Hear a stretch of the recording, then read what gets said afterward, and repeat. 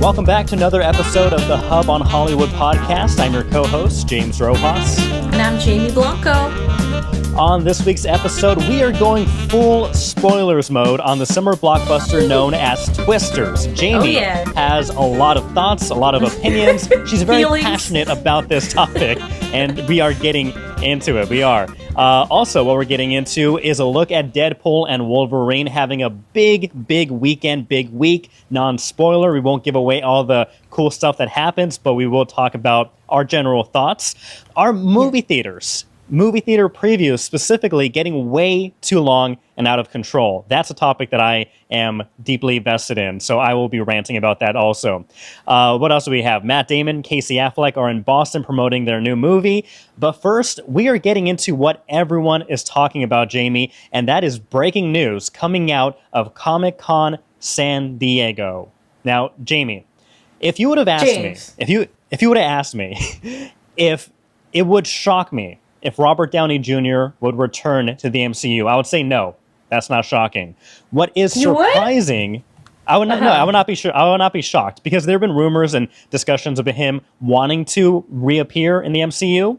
So I'm not shocked that he's coming back. However, I am surprised by how he's coming back to the MCU. It was announced on stage with the Russo brothers and Kevin Feige that not only is the new Avengers movie called Avengers Doomsday, but it's starring Doctor Doom. Right. What was the biggest surprise was when a Doctor Doom ripped off a mask on stage and it revealed it was none other than Robert Downey Jr. Make this make sense, Jamie. Make this make sense. I can't make this make sense. But at that moment, it just, I channeled my inner Tom Holland. I don't know if you've seen that interview of him when he first met Robert Downey Jr. and he's like, oh my God, it's Robert Downey Jr. Robert Downey Jr. That's how I felt I was reacting. I'm like, oh my God, it's Robert Downey Jr. Okay, so here's my question, because I'm not as familiar with Doctor Doom. Does Doctor Doom wear a mask? Or some kind of he's got some weird facial thing going on? Because that's, I think, the only way that this could work is if he doesn't look like Robert Downey Jr. Doctor Doom. It's amazing. There was a time when Doctor Victor Von Doom did not wear a mask. That's his name. Yeah, does not wear a mask and is just a normal human being. And then he dons the mask and then becomes Doctor Doom, one of the most powerful and sinister villains in all of Marvel comics and lore. And so when it was announced that Robert Downey Jr. was going to be making his way back as Doctor Doom, obviously a lot of people were excited initially, and then the questions start rolling in. How the heck is this going to happen? So there are a couple theories. One is going to be a completely different character change, and so we're having Robert Downey Jr. become Victor Von Doom, and now this is who he is. Or the more likely scenario, which I think is the route that the Russo brothers are going to go with, is that this is a Tony Stark variant in a different universe, multiverse, where this Tony Stark doesn't become Iron Man, but he then becomes Doctor Doom. So he doesn't go through the life-changing, wake up moment where he's like, these weapons I'm selling, they're going to terrible people and they're killing, so many innocent lives. I'm going to, turn my knowledge and my skill into becoming a superhero and helping people. Exactly. So instead of getting an iron heart, he is going to go with an iron evil heart. I don't know. Evil heart. Yeah, I guess so. I guess that also makes sense. But yeah, this is going to be a different variant, different timeline where Tony Stark goes evil. Now, will he be known as Victor Von Doom? That becomes Doctor Doom, or Tony Stark? So that's the question. How is this going to play out? I don't know how I feel about that. I feel like we're overdoing the variant thing. I think that. Yes, it was it was a smart choice to give yourself the vehicle to create infinite timelines and stories and movies that don't necessarily have to directly connect with each other. But when you start messing with the main cast, let's say, the main MCU, the Tony Starks and the Captain Americas and stuff like that, it feels it feels tired. It feels like it doesn't feel as good. I don't have words right now, but it doesn't feel as good. Yeah, if it was Tony, if they're bringing back Tony Stark and Iron Man, then I think that a lot of people would be upset because that kind of like nullifies the sacrifice that original Tony had in Endgame, and so I think a lot of people would be upset. But yeah.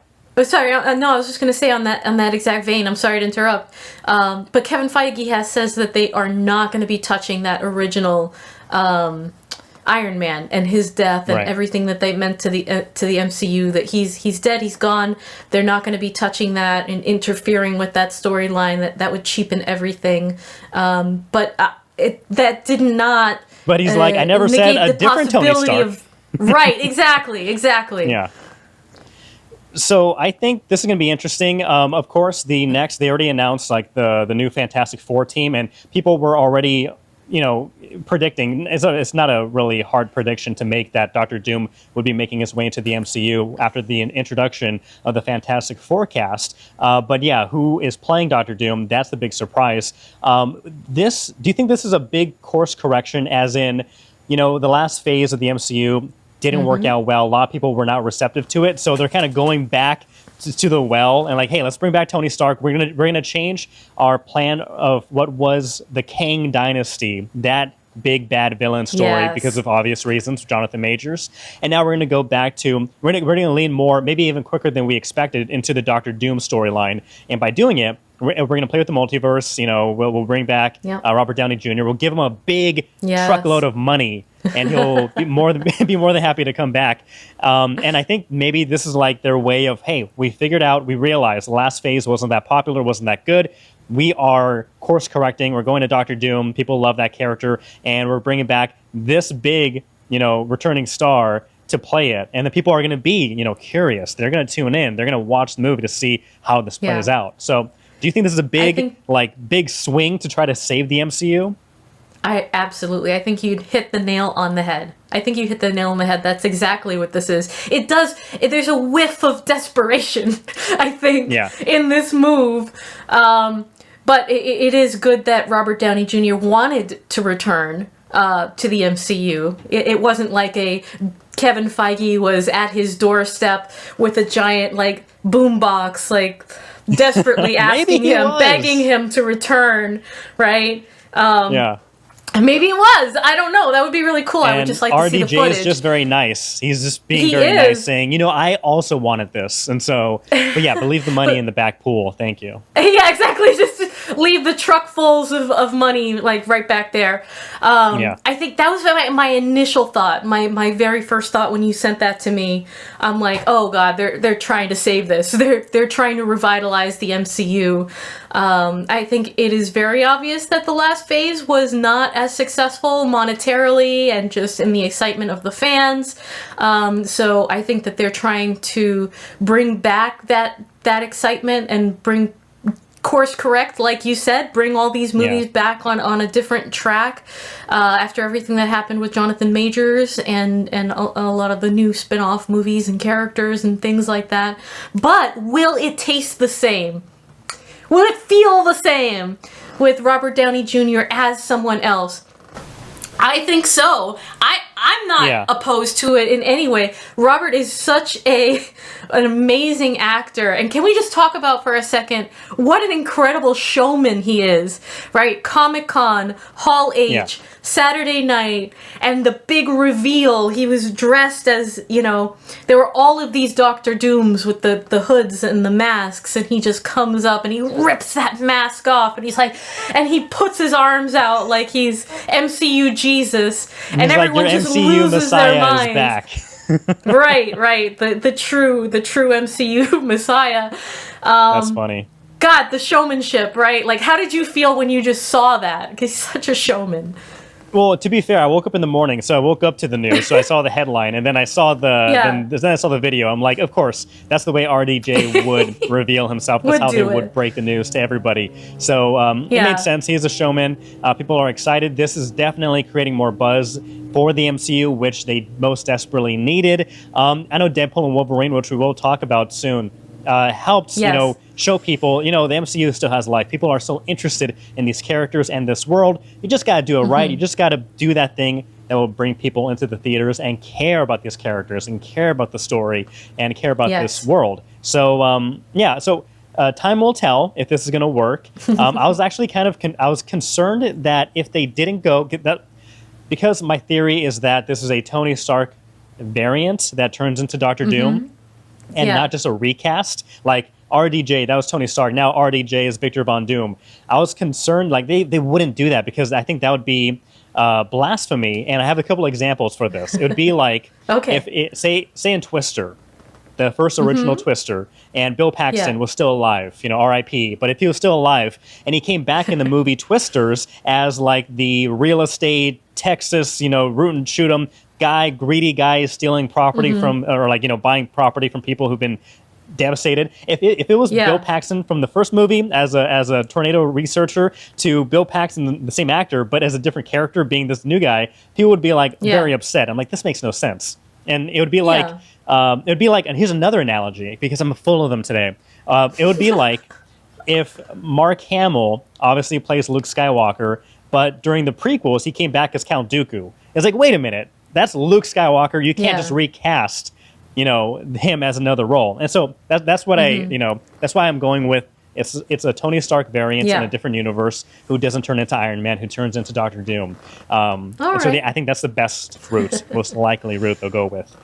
Boy, what do you think? Those listening, those watching, let us know what your theory is. What was your reaction when you found out that RDJ is coming back? Again, for me, not shocking, but surprising how he came about doing it.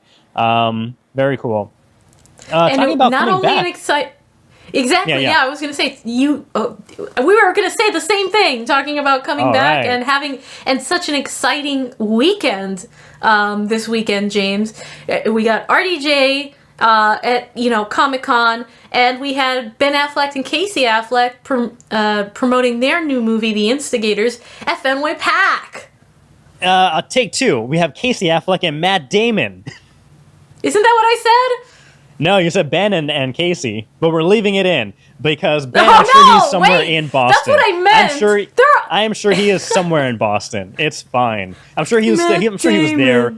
Yeah, he was there at the ballpark. But yeah, Matt Damon and Casey Affleck were at Fenway Park this weekend promoting their new movie, The Instigators, and they did an interview talking about how great it felt to be on the field and recounting their stories of childhood, never imagining being so close to the green, being on the grass, throwing, pitches and throwing baseballs to each other. Dream come true. But as we said, they are back in town, back in Boston to promote The Instigators, which was filmed all around Massachusetts.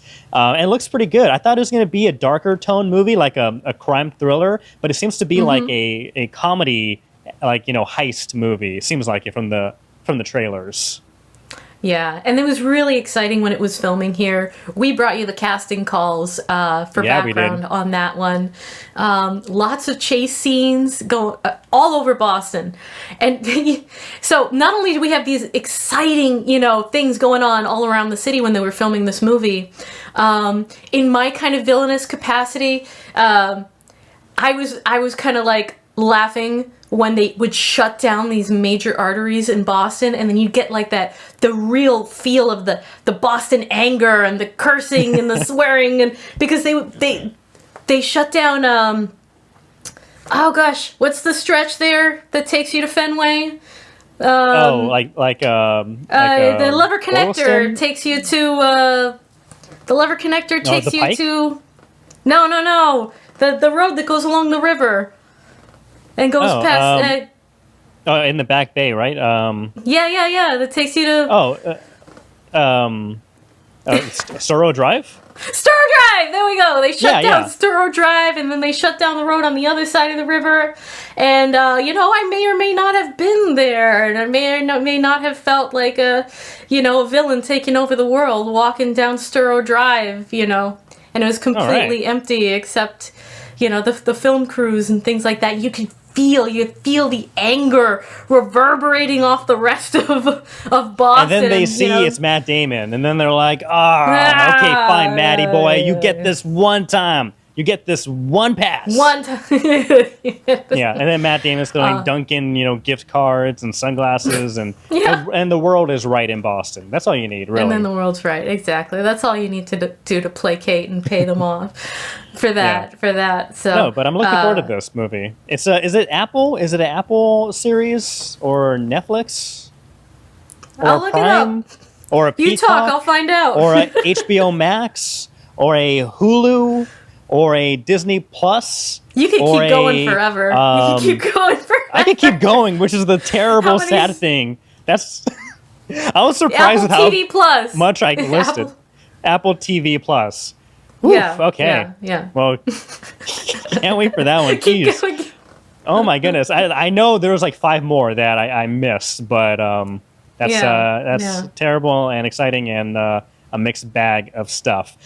Jamie, speaking about mixed bag of stuff, movie theaters. I love movie theaters. You love movie theaters, but for every good thing they do, they're doing something wrong, I think. And this is our segments of movie theaters doing it right and doing it wrong.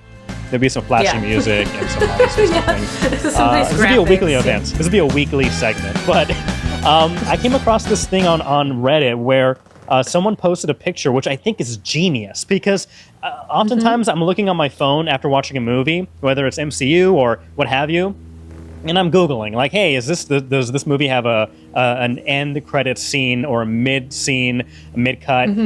Is it worth staying afterwards? And so I had these questions going in oftentimes after the movie.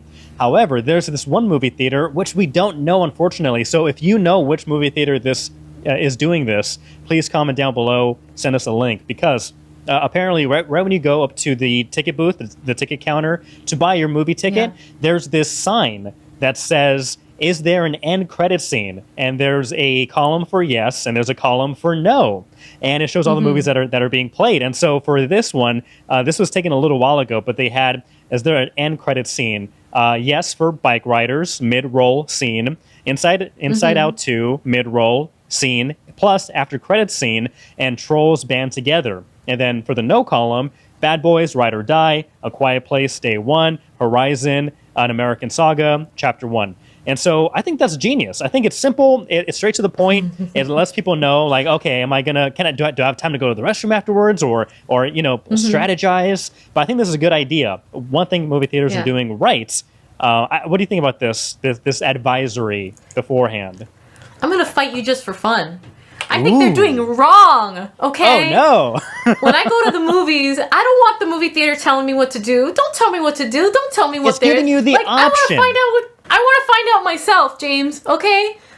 I want to sit there, and I want the experience of figuring it out for myself, of sitting through the credits, of talking to whoever I'm with, and enjoying that time through the credits to just settle down, talk about the movie, relax, see if there's anything else, and figuring it out for myself, okay?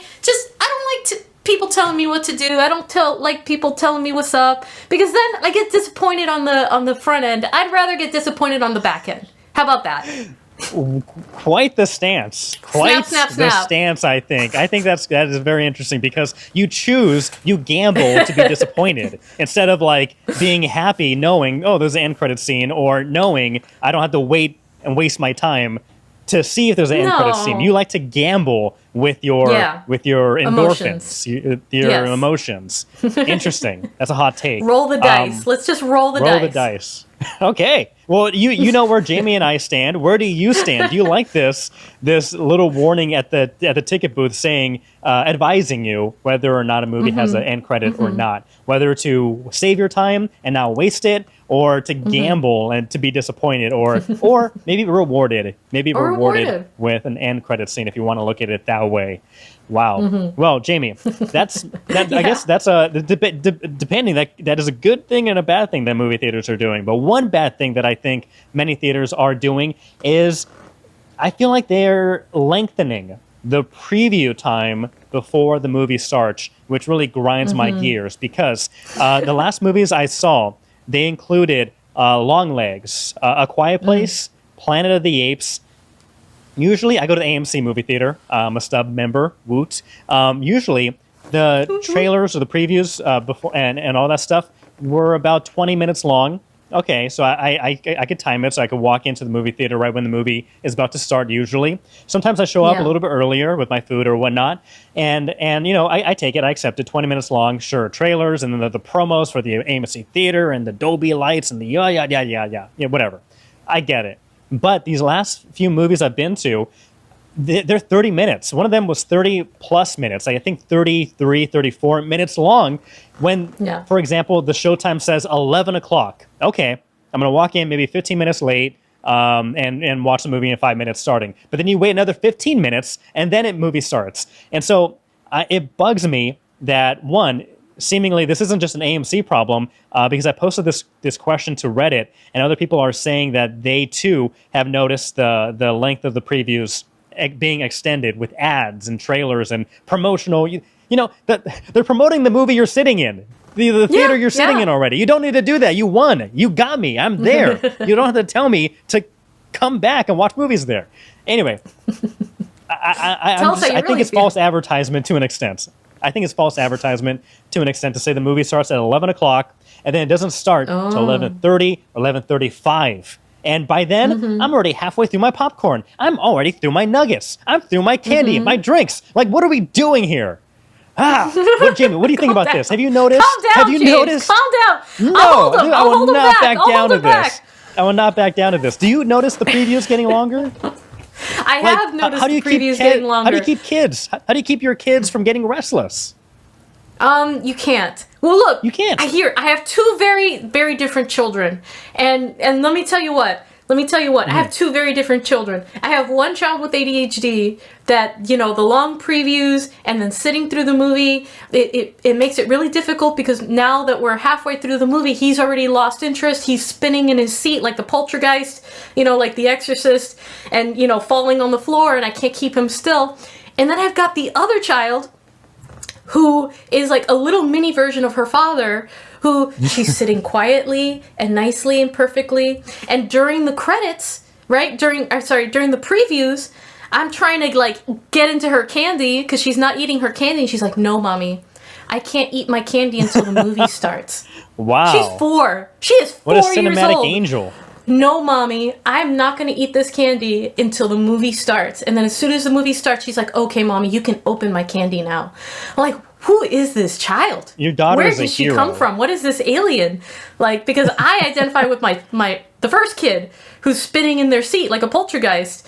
So, I mean, it depends on the person, James. It depends on the child. It depends on the human being. I will say that I do enjoy previews. I love seeing all the movies to come and stuff like that. It doesn't bother me as much, as long as they keep it closer to the 20 to 30 minute range, right? Yeah, because you're planning you're planning for when to leave the movie theater, say you're going to dinner, say you're doing this, and so a half hour of that chunk of your time plus going back to the car or where have you, that eats up time, valuable after hours time. And so I did ask, you tell me if I'm wrong. Am I overreacting? And one person on Reddit responded saying, you are not overreacting. The amount of nonsense before the movie has become absurd. Everyone watches trailers online now. The amount of people who are convinced to see a movie these days based on an in-theater trailer must be totally negligible. Theater operators should do everything they can possibly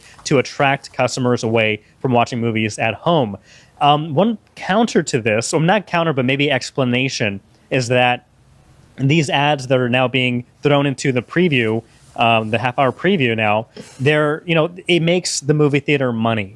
So in a time where people are, counting pennies and cents and nickels and dimes to keep movie theaters open or profitable, then maybe the other side is to, to make it possible, we got to throw in these ads, so it's a requirement.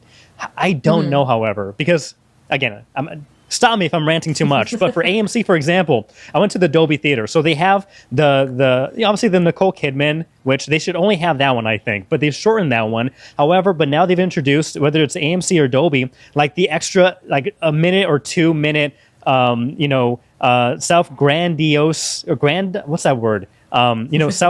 Self-aggrandizing. Where they're just like patting themselves. Yes, exactly. So they're just patting themselves on the back, saying Dolby is the great sound, and directors love this. And they have like Jordan Peele doing an interview, or they have some other. They're elongating it for no reason. I'm already there. I've already bought the ticket. I want to see the movie that you're talking about. Don't tell me it's a good idea that I came here because I bought a ticket for this. Those are the worst, and so that adds way more time too. I don't know. Or how about the double AMC intro? Like you've got Nicole Kidman and you've got another AMC intro. Like the race car guy and the girl with the Coke. You don't need it. And then they're like dancing in the street, and I've got a Coke, I've got my popcorn. Bring back that 1940s commercial of the dancing hot dog and the dancing soda and the dancing candy saying, "Let's all go to the lobby. Let's all go to the lobby." That's all you need. I'm sold. You win. Okay. Sorry. So that's my big wrong that I think movie theaters are doing right now. I love it. Before I lose my cool, I think we should move on because I'm getting all heated. No, I love the anger. People love it. It gets the people going. Right? Yeah. Get them going. Well, you know what has gotten people going this weekend in particular, is the release of Deadpool and Wolverine. After over a year of hype and anticipation, the movie is out in theaters with the introduction of Deadpool and Wolverine into the MCU. Yeah. You saw it. I saw it. And we will talk about it briefly, but non-spoilers, because there's so much to spoil. And you have to stay away from the internet because all the spoilers are almost out there right now. But yes. Basically, this is directed by Sean Levy, co-written by Ryan Reynolds, starring Reynolds, Hugh Jackman, Emma Corrin, Matthew McFadyen, and Rob Delaney. The story is Deadpool's peaceful existence comes crashing down when the Time Variance Authority recruits him to help safeguard the multiverse. He soon unites with his would-be pal Wolverine to complete the mission and save his world from an existential threat. Jamie. Your thoughts on this movie? I know we've both been looking forward to this. We've both been looking forward to this. It was really fun, really funny. Big cameos, big reveals. Huge. Like paradigm shifting, tremendous, galactic, timeline shifting. And just it's so hilarious. Sorry, cursing. It's Deadpool. Whatever. I love it. I think Wolverine completely steals the show. I think Hugh Jackman's Wolverine really shines. I love everything that he does and everything that he says. Everything that he's wearing and not wearing at various points of this movie. And I do have some minor criticisms, but what did you like, James? What was your initial reaction? I thought this was a great, maybe not the best story, maybe not the best plot, but just the attraction, the spectacle was exactly what I wanted. What's exactly what I expect. Actually exceeded expectations when it came to spectacle of it. The interactions between Wolverine and Deadpool, the fight scenes were incredible. I could watch those on replay for days and days. There was one fight choreography scene involving other characters that I thought was cut very weirdly and didn't show, the strengths of those characters that much. So I was disappointed. But other than that, every other fight scene was fantastic and hilarious, gripping, thrilling. This movie was what I think Doctor Strange Into the Multiverse Multiverse of Madness should have been. Like when it comes to the cameos, when it comes to the different universes colliding and converging, this is what Doctor Strange should have been, as in, the cameo-wise, story-wise, whatever, different. But this movie did what that movie failed at. So I thoroughly enjoyed this movie. All right. And there is an after credit scene, in case you guys are wondering. Which I do love. Sorry, go ahead. Finish your thought and then I'll keep going.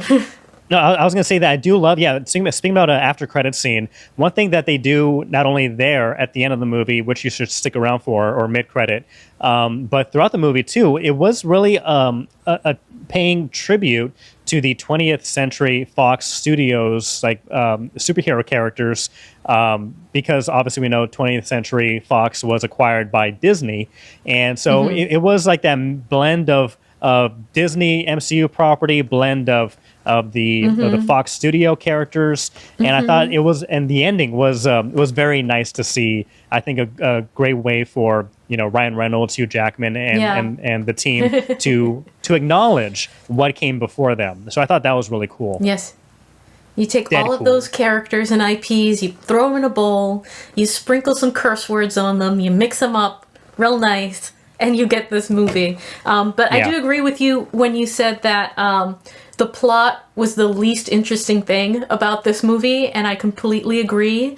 I feel like there are a lot of places that are like plot specific that kind of interfere with the pacing of this movie and could have been a lot shorter, a lot quicker, a lot less, detailed. Like and it would have really improved the flow of this movie. My major criticism was that you got all of these great action sequences and you got all of this great, movement in the movie that is constantly interrupted with like these slow plot related, moments that, just get on my nerves. I'm like, I don't actually care about any of this. Like, let's just keep going with the story, please. Let's just keep moving. Like, this doesn't matter, and it's not as funny as you think it is. Like, everything else is great, but like, stop interrupting the movie. I want to see the movie.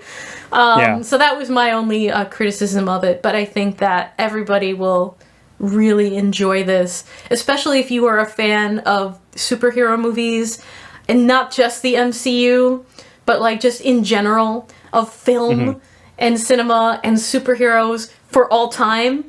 You're really gonna love this movie, and just don't take the kids. That's all. Like, I saw a kid in this movie. Yeah. Somebody brought like a 6-year-old, and I was like incensed.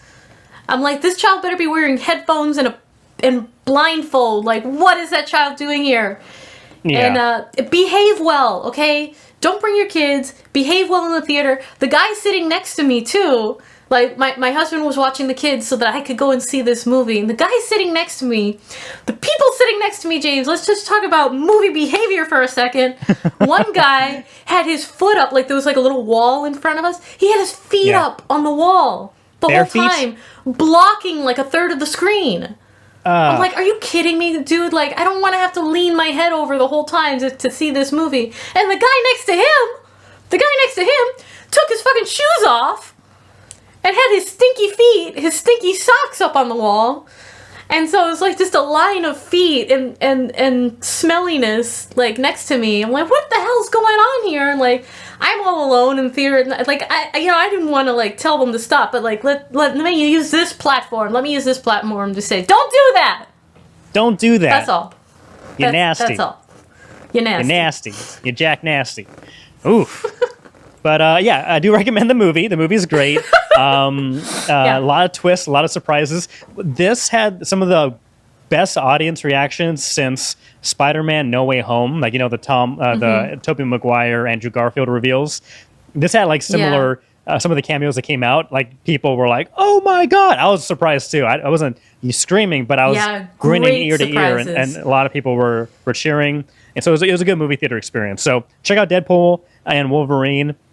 Again, avoid the internet because spoilers are just exploding, spoiloiding right now. Yeah, that's my new word. Tobey Maguire got bit by a spider. Me must have got bit by a goat. Go see this movie because Deadpool is the GOAT. And not only is it a great movie, but it brought in lots and lots of the moolah. And we were talking about this a little bit earlier about revitalizing the MCU, bringing Deadpool in and allowing that cash and this storyline to sort of infuse the MCU with excitement. Great move. Yeah. All right. Well, that's our thoughts on Deadpool and Wolverine. Let us know what you think. What was the biggest, most surprising cameo that caught you off guard? There were so many fun twists. Again, we won't say anything, but a lot of fun. All right. You know what else was a lot of fun and continues to suck in more money, more of that box office moolah? Is Twisters. Yes, Twisters. Last week, Jamie, you talked about Twisters. You reviewed it, gave your thoughts, and you were very hesitant, which I appreciate, very hesitant to give away a spoiler of the film that occurs at the end of it. But before we get into, unless you want to dive right into that part, but I feel like we should kind of go over some of the let's ease into favorite it before parts, I start yelling again. Yeah, things that we liked, things that we noticed about the film. Of course, starring Glenn Powell. He is so good in this movie. I know you talked about him in the last episode, but he is so charismatic. Somebody said that he could have a like romantic. You could feel the romantic chemistry between Glenn Powell and anything, like a barnyard door, and you'll feel it. And so, and I believe it. I think it was great. Daisy Edgar Jones was also fantastic as Kate. We have Anthony Ramos, who I'm a fan of, who played Javi. He is, of course, from the Hamilton original broadcast performance. He's also in the new Transformers movie. He's blowing up. He's blowing into town with this Twisters, and a lot of really good other actors in this cast. But basically, I think you know the story. Twisters come in, a retired tornado chaser and a meteorologist persuaded to return to Oklahoma to work with a new team and new technologies. And one first thing that I have to point out is a cliche or a trope that it wasn't egregious. I just thought it was funny that they went with it. But when Kate, spoilers again, warning, spoilers. This is a spoiler review of Twisters. Spoilers. After Kate's opening scene, her team gets sucked away and killed by the first tornado we see in the film. She moves to New York City. She's done chasing tornadoes until Javi, played by Anthony Ramos, comes to her because, and here's the cliche, you're the only one who can help. Sorry, I'm retired. Please. Okay, I'll do it. I thought that was just so funny because like that, you see that so many times where like the veteran, the person, the only one who can do the job is done doing it, and they come for them for this one last job. They're like, yeah, I can't. I'm retired. I won't do it. Come on. Okay, fine. I'll do it. And so I thought that was fun. That was a fun way to start the movie. I liked it. What do you think about the plot where Javi ends up working? From doing research for like this real estate mogul who is buying the property of homes that are destroyed by this deluge of Twisters that are like once in a generation or once in a lifetime, kind of like popping up here and there and everywhere. What do you think about that plot? I thought it was really smart, and I mentioned this last time that I thought this was a really seamless sort of modern adaptation of this movie in this series, and they just handled it really well and really seamlessly, and it felt really true to the way that things are today, because people get into it for the right reasons, right? So Javi and Kate are working with this brand new technology that can track tornadoes so much more efficiently and save people and increase the warning time. But there's a price to pay for that technology, and it's so true to research, right? There's a price to pay if you want to be able to do the research. You have to be able to accept people's money. You need the money for it, and sometimes that money comes from a very seedy person or from dealings that are not that legitimate or good, right? So moral, the money for this research was coming from this shady real estate person who was buying up all the real estate from people whose homes were destroyed by these storms. So in one vein, they're seemingly taking advantage, while in the other, the scientists themselves really are desperately trying to create a technology that will be helpful. I thought that was very true to life, and I was happy to see it. It was very smartly done. And then I like how Javi wasn't like a bad guy. Like I knew when he was reintroduced, like I felt like there was more to the story that he was telling Kate.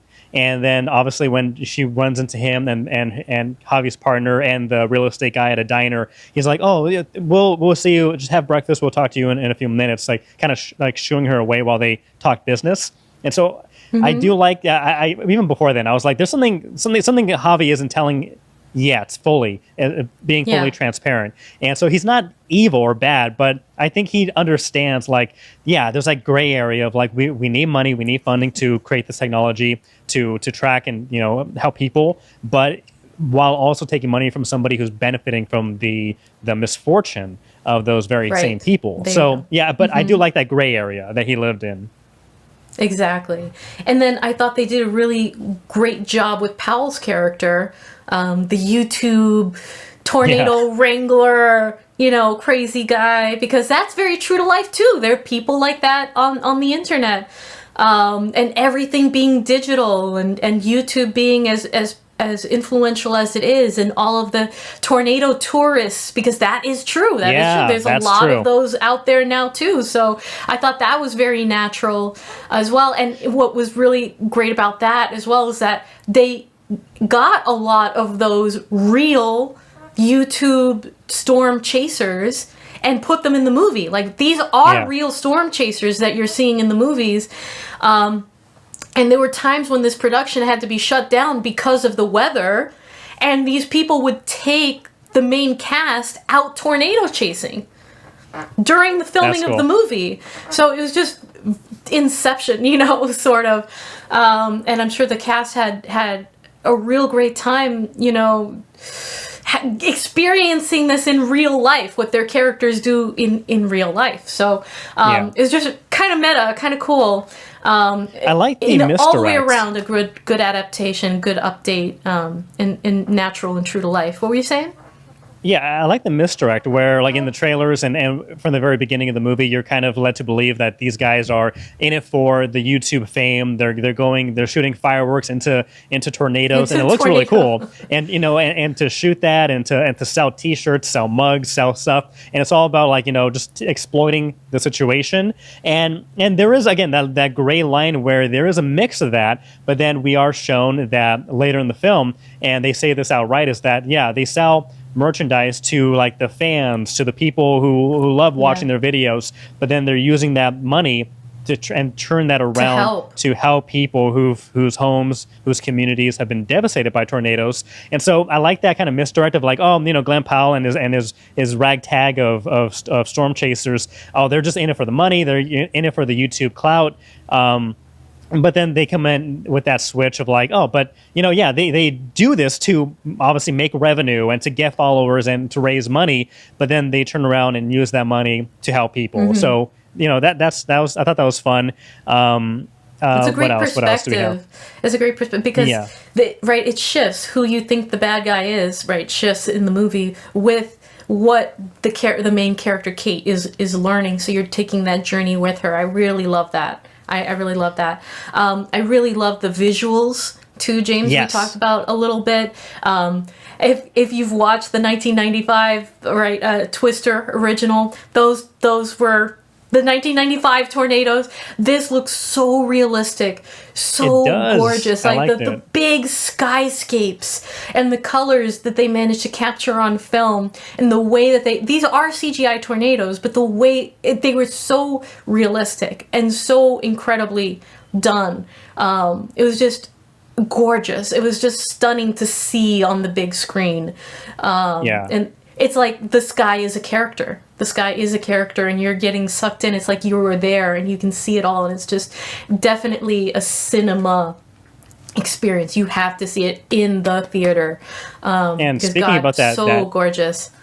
Yeah, speaking about that experience, visually stunning, great sound design, and people online were talking about going to the movie theater, which is called 4DX, like that experience where there's literal, like, there's rain showers, there's fog, there's smoke that's pumped into the movie theater, there's wind, the chairs are like roller coaster rocking chairs where, like, they're jolting and moving around, and so that is like it's called the 4DX. That's cool. And so you're literally feeling the wind, you're feeling the rocking of the car, you're feeling like the rain or the mist and all that stuff. And so people were saying, like, this is one of the best movies to ever utilize the 4DX theater experience. And so I always thought that might have been Are there any here of those here locally. I don't know. Not that I've seen. I always felt, and I have heard of them before, but I always kind of felt they were kind of gimmicky. I think they also like pump in smells also.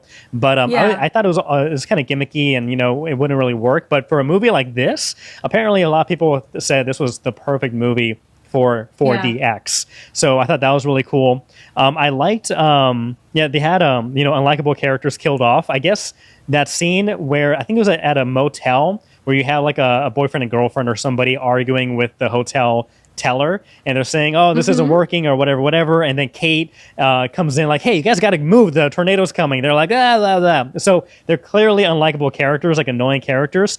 That guy who ends up dying in the film and his girlfriend when their truck is sucked into the tornado, which again, physics act very weird in this movie. That's besides the point. But that guy is actually Bill Paxton's son. Did you know that? Oh, cool. I did hear that he was in the film. I wasn't sure which guy he was. Yeah, he is that guy. He was the annoying jerk guy at the store. So that was cool. A couple things, and we will get to the big debate and controversy of this thing. But one thing that I want to add in here is that, and people were bringing up, is that during, like, there were at least two instances where a tornado passes and Kate is like telling Javi or telling Glenn Powell's character, we have to go to that town and help people, either help them clean from the rubble or warn them that a tornado is coming in to seek shelter. People who are from, like, I guess Oklahoma or from Tornado Alley have been commenting saying that part pissed them off the most, because Kate and Javi are two people, like, what are they when they go there? You see, one, after the tornado passes and there's devastation and stuff, like, you can help doing whatever, but like all you see Kate doing is like pick up a photo album and like pick up trash. Well, you have like first responders there and you have other people there like responding to it. So like, okay, what real help are you doing? Then the second time when she's with Glenn Powell, they're like, we have to go and warn the town and tell everybody to leave this flea market or outdoor market to go seek shelter. People from Oklahoma, they were saying that pissed me off the most, because if you're from there, you know what to do. You know to seek shelter. You know when to leave and all this other stuff. You don't need these two people to come into town and like tell everyone, hey guys, you guys gotta get off this street. You go seek shelter. So some people were saying that heroism seemed forced, because again, people know what to do. So that's one thing that I noticed during the film. I'm like, what are you two individually going to do that police or firefighters or other people who live there that are used to this not going to know or do? But the whole ending with the movie theater, the scene was cool, was thrilling. I loved how the movie theater broke, so where the screen was, you see the tornado like outside. That was picture perfect. So I thought that was cool. That's what I was talking about. Yeah. That's what I was talking about, that is something that actually happened in Tennessee, I think it was, where a tornado came through, ripped through a theater, and there was an image of, all the seats are there, but the whole wall was gone. So it looked like you were just looking out into the devastation. And they directly took that and used that, incorporated this into this movie. And it's also at the same time, not only does it make you like feel like you're in the movie, but it's an homage to the original Twister, where the tornado comes and tears through the drive-through movie. So I love that they did that again, where they were in a theater of some kind and the tornado comes blowing through and then you feel like you are part of it, like your screen just ripped away. It's just, I loved that. I can't wait to go see this again. So, but the whole ending is specious. Her like stopping the tornado with the little bit of chemicals that they had, and and like you said, going into town to save people. Like, I felt that at the time. Like, I didn't need the people in the Midwest to tell me that was suspicious. Like, that didn't really make sense. Like, that didn't make sense to me. But I grew up in Florida, where we have hurricanes. If you're from the place, you know what to do. You're not just going to be standing in the middle of the road like, oh, what should I do? If only somebody was running down the street telling me to get indoors. If only two attractive people came running up to me and said, hey, the thing that you see with your eyes right now, that thing's dangerous. You need to seek shelter. Yeah. Yeah, they didn't need to do that. That was so it had some things. For the again, I wouldn't knock the movie for those little things. Again, it was a fun movie. I really enjoyed it. I think it's a great theatrical experience. But let's get to the controversy of this movie, and you were kind of hinting at things, and I thought it was going to go in a different direction, but how it ended, I'm like, okay, it's so good, but it's not. Jamie, you left the movie disappointed, and can you tell our listeners and our viewers? I was furious. Why? Okay, let's talk about furious? summer movies and the things that everybody loves about summer movies and that are included in summer movies, especially when the two main protagonists are super, super, super hot. James, okay? You have lots of cool action. You've got the development of feelings. You've got all of the work towards this climax. And then, what happens at the end between your two super hot protagonists who have spent the entire movie falling in love? They kiss! You get at least one kiss, okay? I'm not like going on a rant like I did after that, after, what was it called? With Snow and the Snow prequel. With the Mockingjay, Mockingbird, Hunger Games stuff, Mockingbird and the snake and that movie where I'm like, I wanted a little more than that. But look, all I wanted is a simple kiss because that's what happens in summer movies, right? That's how you know that the movie ended, everyone's okay, and the guy gets the girl gets the guy. And we did not get that in this movie. There was no kiss. You get this whole movie of build-up and partnership, and they respect each other, and they help each other, overcome trauma and fight for their dreams. And then they're, and he chases her to the airport, and she's like, if you love it, chase it, or whatever. And he follows her into the airport, and we get nada. We get zip.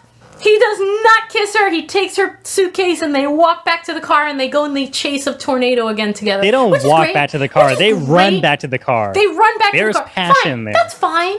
That's okay. I'm cool with that. I'm cool. I get that kissing in the airport is kind of cliche.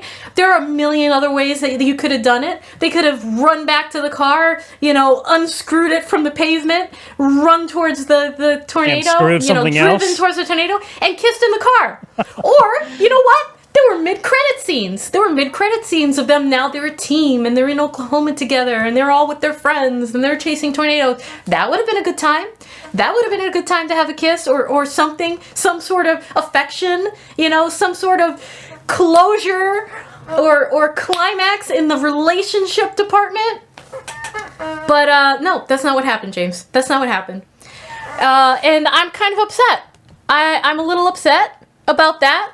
I am, let's say, furious. I wonder what your face looks like right now as I go on this rant. I was the only one left in the theater. You're like, boo! Listen, I was waiting for the end credits to see if there was something. Like, I was just sitting there crossing my arms, and my husband who knows me, he's like, he turns to me and he goes, "No kiss for you."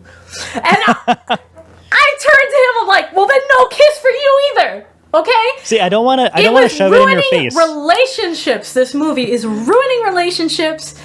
And then he pulled an Uno reversal on me later because when we were dating, I gave him this little card that says a prescription for like infinite kisses that he kept from like 17 years ago. Aww. And he pulls it out of his wallet and he's like, "No, I get kisses." So, whatever. He got some kisses. But still, this movie has the potential to ruin relationships.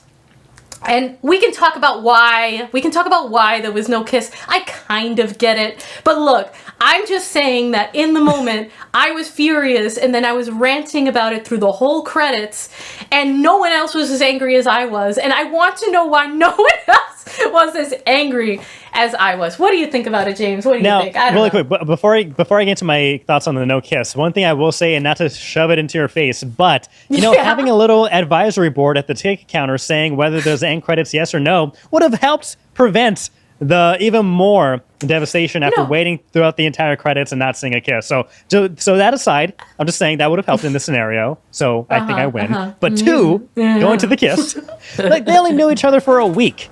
Yeah, they went through something traumatic. They clearly have feelings for each other. Hey, hear me out. Hear me out. So they knew each other for a week.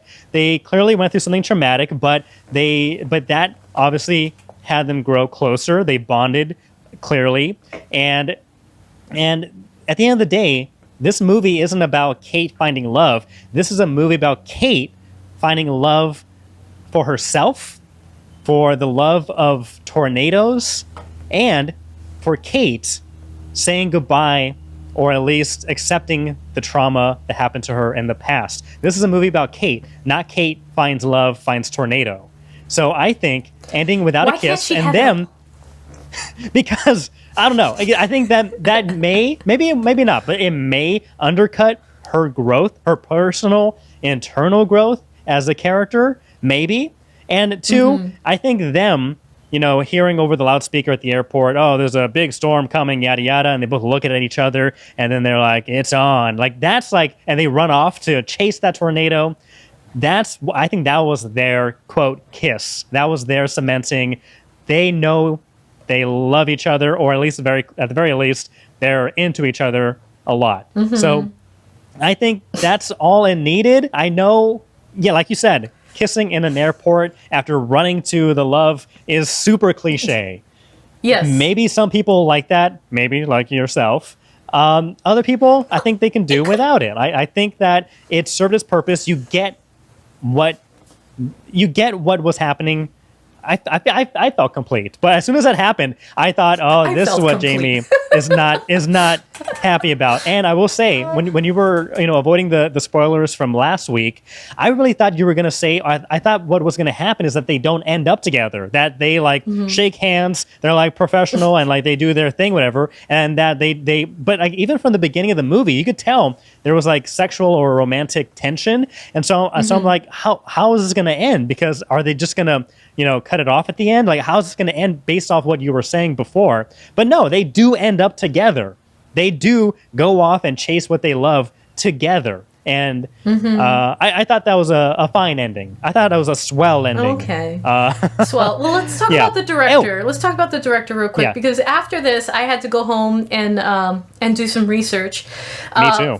So one thing, they did film a kiss scene. They did film a scene in which these characters kiss at the airport, and it was a scene that was leaked online because obviously there were other people. It was an active, real airport, and there is footage of them kissing, and they chose not to use this in the movie. The director said that they tested both endings with audiences, and that people preferred the non-kiss ending, that there was more of a split feeling when the kiss was included, and that in particular the younger audience goers, the Gen Zers, I'm not going to blame this entirely on them. I think you are. But maybe I want to. That they hated it. And look, I kind of would have hated an airport kiss. I think that that's really cliche. I mean, I'm just saying, include it, but do it some way, like, out of the box, a little more interesting, whatever. They could have been during the credits. I don't care. But anyways, the director was saying there was, it was sort of split.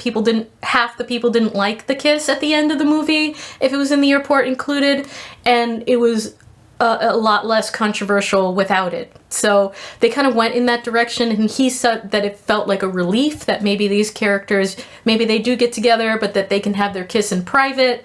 But does that mean that movies like this are changing? Does that mean that we can expect that summer blockbusters are not so much about the romantic chemistry anymore, and that we don't get to see that anymore? Like, is it because society is shifting, James? Am I not going to get kisses in movies anymore? I'm panicking! No, there's still kisses in movies. It's still going to happen. But I also did hear that I guess Steven Spielberg spoke to the director and also recommended cutting the kiss scene too. So don't blame just Gen Z. Apparently Steven Spielberg says, I think given the movie, you don't need it, because I think it's implied. Yeah. You see them running off together. I think it works. And so as you did your research, I also did my research, Jamie, and I looked at movies where the main leads, romantic leads, don't kiss. Oh my! Are you kidding me? Are you kidding me? I am not kidding you. We will start with the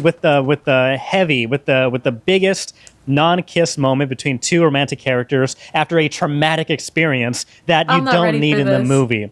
Okay. Buckle up.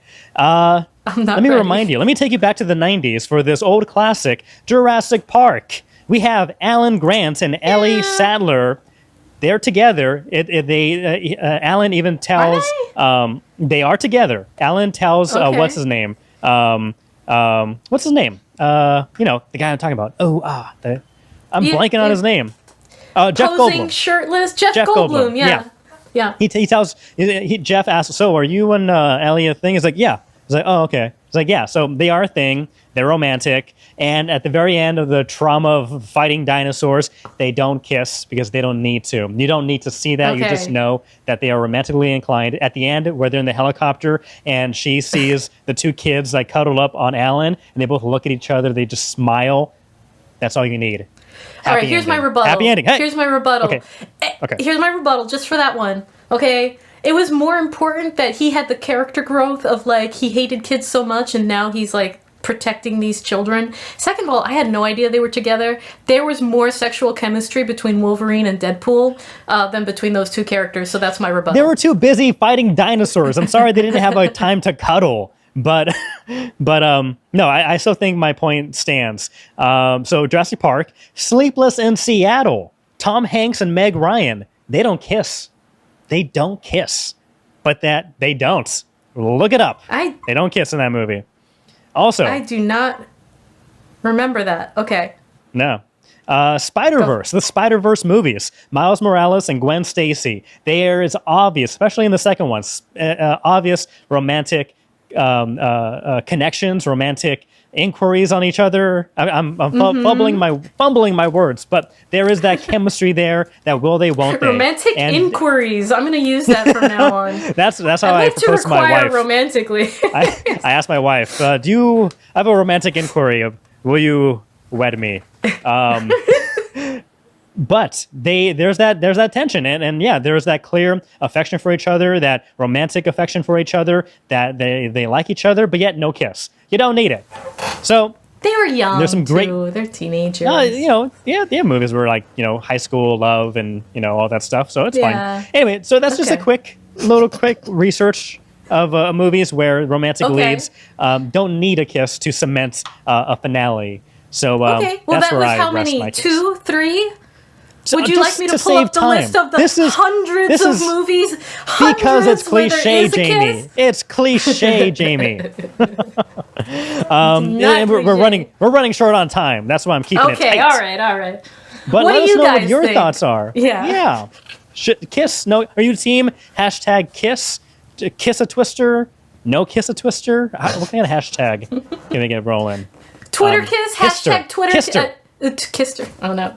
Twister. The Kister controversy. All right, this is going in the wrong direction. You probably don't want to hashtag or Google Twister kiss or anyways. No. Are you team kiss or not team kiss?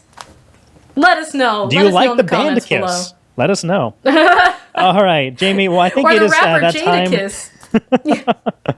I think it's at a time where we put a bow. Yeah, we're spiraling. Let's put a bow on this episode of The Hub on Hollywood. Again, thank you so much for sticking around for this long. If you are still listening and still watching us after all this mayhem, be sure to like, follow, subscribe. We are on YouTube. We are streaming wherever you listen to your podcasts, iHeartRadio, Apple Podcasts, Spotify, etc. We're also on the social medias at Hub on Hollywood. Jamie, last week we were stumped by Cinequote. It's another Sunday Stumpa. We could do a Sunday Stumpa, or we could do a not so hard game from yesterday. Let's do a not so hard game. Okay. For those just joining us, Cinequote is a game where every day there is a mystery movie, and you are supposed to guess the movie based off the quotes that are provided. You get up to 5 quotes, and after that, you lose or you win. But last week we lost. Before then, we were on a good winning streak. We're trying to jump back on there. So we're going to be playing Cinequote game number 590. If you want to play along with us.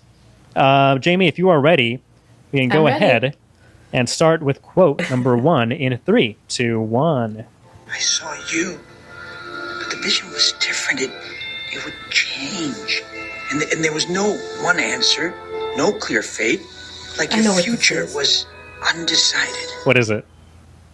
Oh my god, I know what this is. Hold on, give me 2 seconds. I know what this is. No clear answer. It was like your fate was undecided. I know what this is. It sounds familiar. Oh god, it sounds very familiar.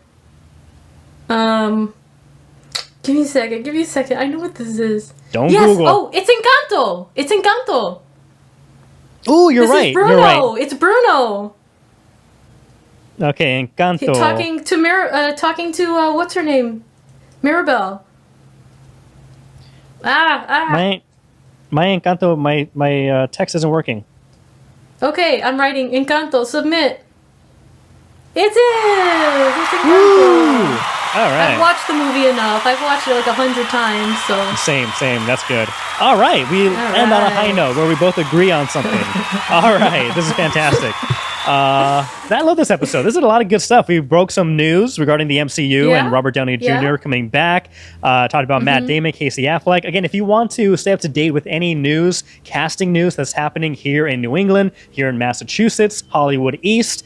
or you have friends who are actors or trying to break into the industry or are in the industry and want to be on the episode of the Hub on Hollywood, share us, watch us, promote us, like us, love us, subscribe. We need you. And reach out. Reach out. Yeah, and we'll get you on the episode. We've got lots of amazing interviews that we've done with local actors, director, talent.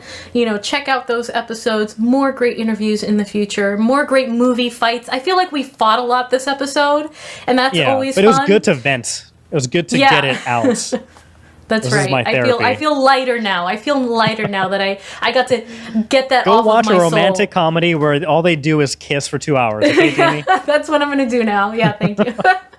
That's what's up. Right. Like I said, there was more romantic tension and I felt more satisfied romantically watching Deadpool and Wolverine than I did watching Twisters.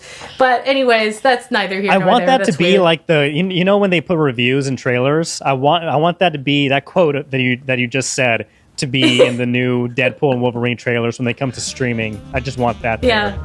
I felt more romantic connection. Will be. Than in Twisters. I'll write it in there. So until next time, people, we've lost our minds this episode, but until next time, more fun, more excitement, more Hub on Hollywood. Till then, I'm Jamie. I'm James. Bye. We'll see ya.